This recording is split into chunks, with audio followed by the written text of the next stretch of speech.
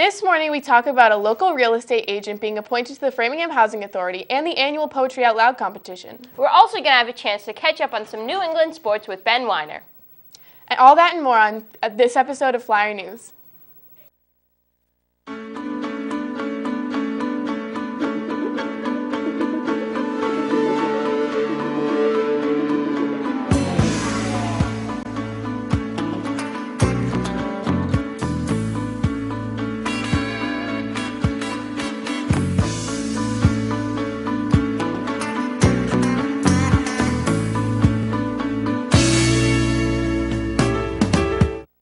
Good morning, Framingham High School. I'm Maggie Fries. And I'm Alexine Bruno. And today is Tuesday, December 22nd with period order DABEG. Today marks our last full day until break, so let's all make a joint effort to make it through the day with minimal pain and difficulty. Our first story of the day is a story of a local woman named Janet Lambruno who was appointed to the Framingham Housing Authority by Governor Charlie Baker. Surprisingly, we share no relation, which actually isn't that surprising because Lambruno is quite a common last name here in Framingham.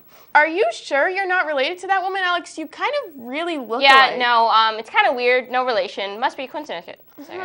Let's just take it to the video then. Governor Charlie Baker recently appointed Janet Lambruno to the Framingham Housing Authority. A prior elected town meeting member, Lambruno replaces Faith Tolson Pierce on the 5-member Framingham Housing Authority.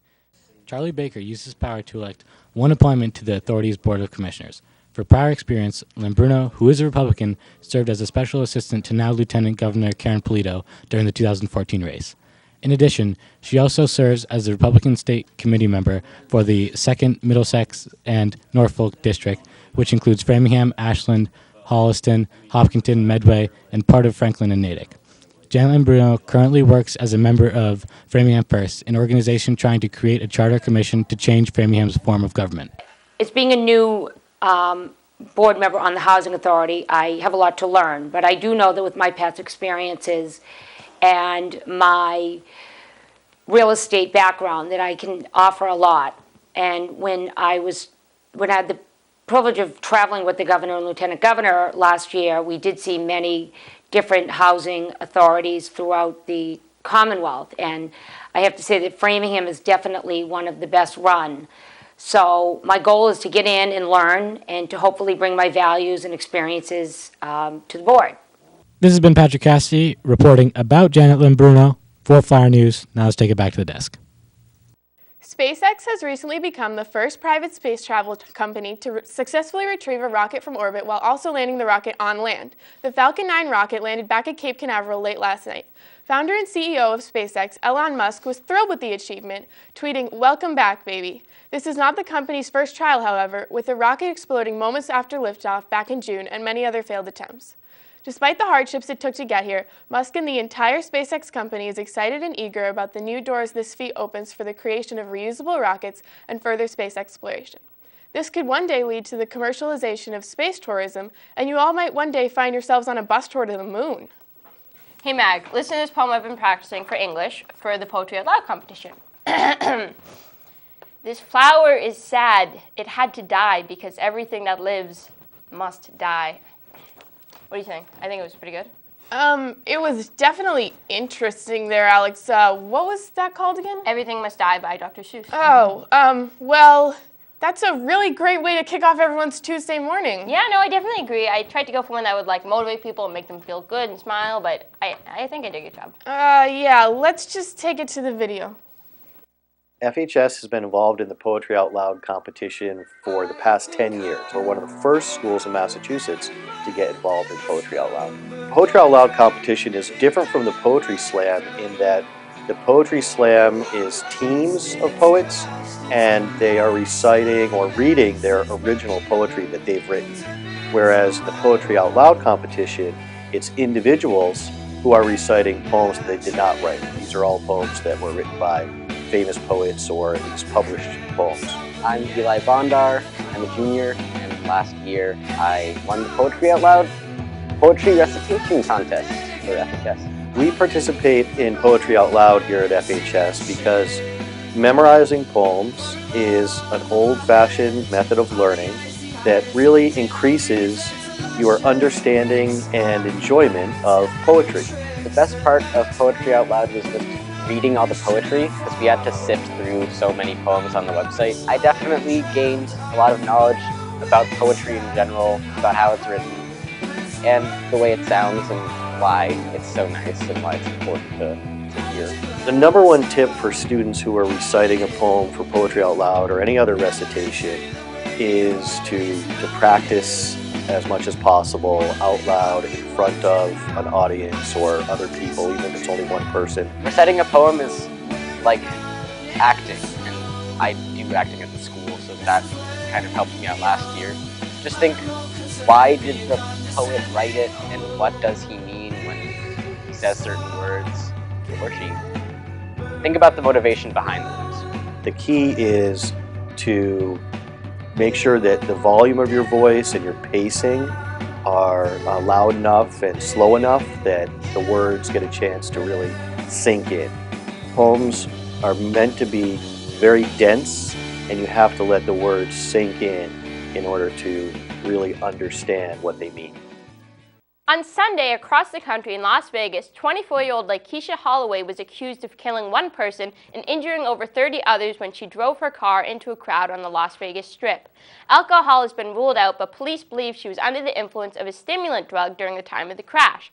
At the time, Holloway's 3-year-old daughter was in the back of the car, but fortunately she remained unharmed.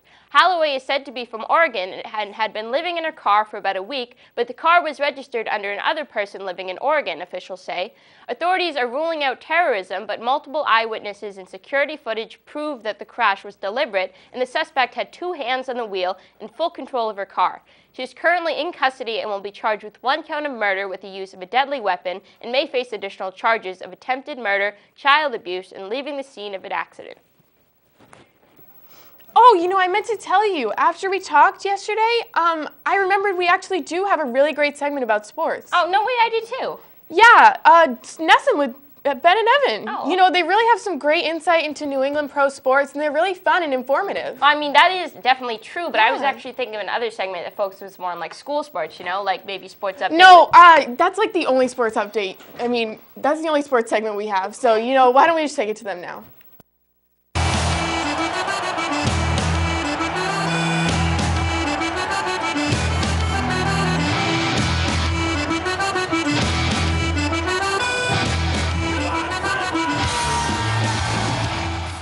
Hello, Framingham High School, and welcome to New England Sports Minute. I'm Ben Weiner.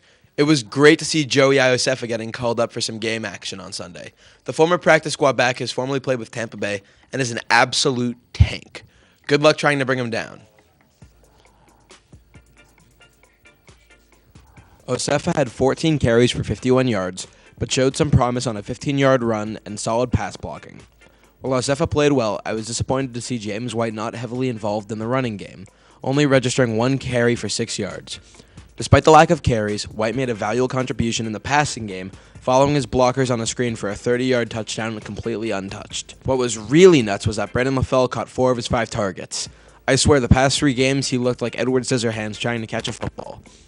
At the time of this filming, the Celtics have dropped 3 in a row. The main issue has been defensively, where in 2 of the 3 games, the opposing team has scored more than 109 points. Against the Pistons, Detroit had 5 scores in double digits, and against Atlanta, the Hawks had 6 scores in double digits. You cannot win a basketball game like that. The Bruins have also been playing well as of late, having won 3 in a row, most recently beating the Devils in a shootout. The team is currently second in the NHL in goals per game with 3.2 a night, and are only a point behind the Montreal Canadiens for the top spot in the East. Currently, Marchand leads the team in goals with 15, and Patrice Bergeron is leading the team with 32 points overall. With all things New England sports, has been Ben Weiner reporting for Flyer News. That was time for the Pledge of Allegiance. Today we have Josh here to help us out. Take it away, Josh.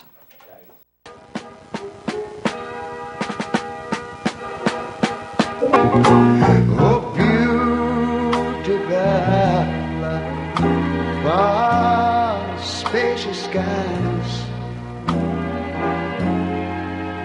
far amber waves of grain. I'm talking about America, sweet. Please stand for the pledge. I pledge allegiance to the flag of the United States of America and to the republic for which it stands, one nation, under God, indivisible, with liberty and justice for all.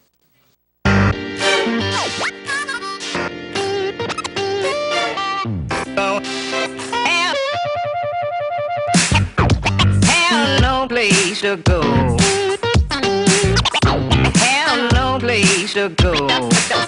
Darling, have no place to go. Have no place to go. Good morning, FHS. Today is Tuesday, December 22nd, a day 6 with periods ending DABEG. Boys varsity basketball have a home game against Needham at 6:30, while girls varsity basketball have a game at Needham at 6:45. Also, softball has no workouts tomorrow, and we have a writing center from it. Oh, you're all in that's heavy.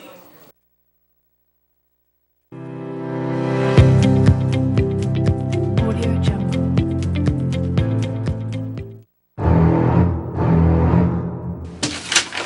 Where is your thesis statement?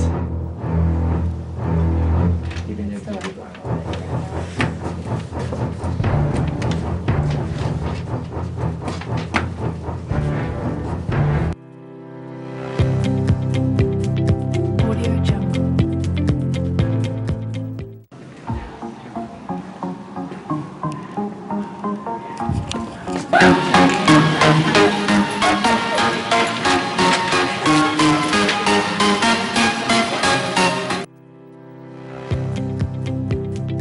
Audio Jungle.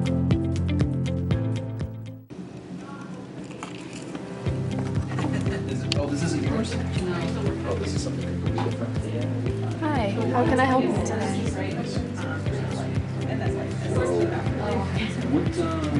This is your thesis statement. Your first paragraph.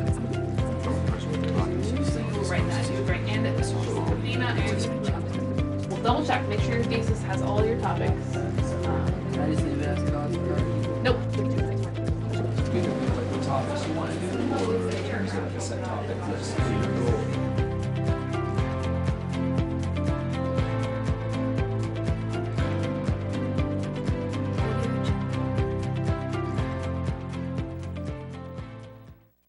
Good morning, FHS. Today is Tuesday, December 22nd, a day 6 with periods running DABEG. Boys varsity basketball have a home game against Needham at 6:30, while girls varsity basketball have a game at Needham at 6:45. Softball has no workouts tomorrow, and there is no key club today. That's it for me. More announcements.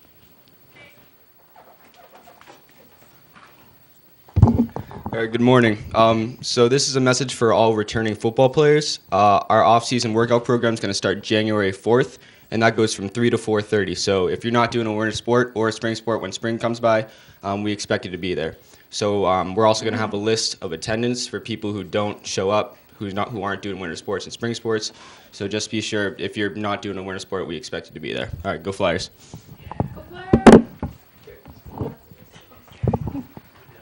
Boys basketball has a game tonight versus Needham. We had a great crowd against Natick, and we're hoping that everyone comes out tonight at 6:30 in the front gym. Go Flyers. Good morning, Isabella. How are you? Good. How are you? Good. One more day and 1 day and a half, I think, before break. Hope everybody has. Just a reminder that there's no late buses today due to the short week. We will resume late buses when we come back from the holiday vacation.